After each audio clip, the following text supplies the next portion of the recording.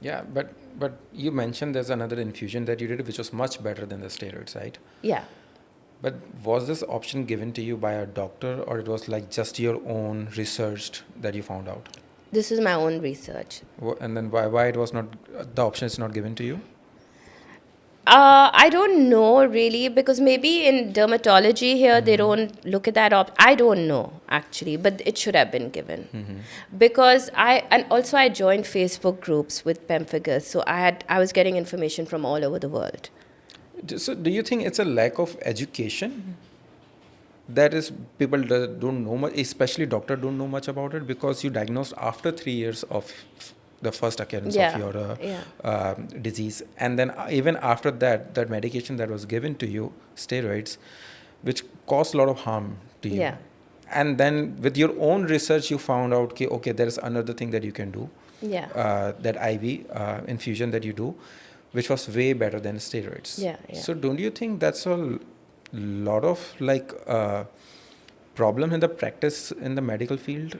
Absolutely. I mean, I think especially with autoimmunes and the kind of that they are, right? Like, I wouldn't know what I have, but someone has to, and it's not as, it's not one of those common illnesses as well, right? So maybe people are going to say, oh, well, you should have gone to the right doctor, but how am I supposed to know?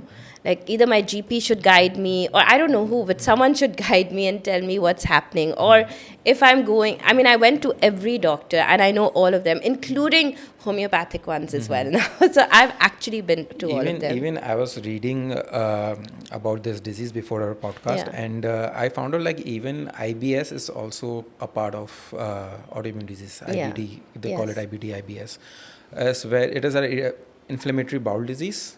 It is also a part of autoimmune disease. I didn't know that actually. Actually, I mean, I didn't know that. I thought it was just. Yeah. So it is also a part of autoimmune disease where it's like it's attacking your gut. Yeah. Basically, Yeah. your immunity, and which is now again, if it is a part of autoimmune disease, I'm sure many people I know have this, but they Yeah. don't know it is autoimmune disease. Exactly. Yeah. So I think I don't know, like it is a lot to like if I keep criticizing the doctors, but the thing is like education part is definitely is not there about this disease for No. sure. Yeah. So how do we so I and even you can't really say okay, do this test so you know.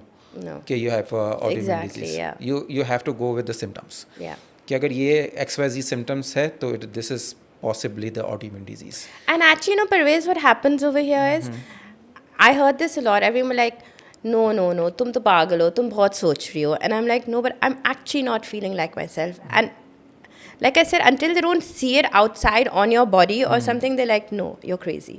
So you have it on your body, so visually you can see it, right? That's much later. I think it started much before, when I didn't have energy, I was feeling low, I didn't want to get up. I think that in itself had started at that point. Yeah, but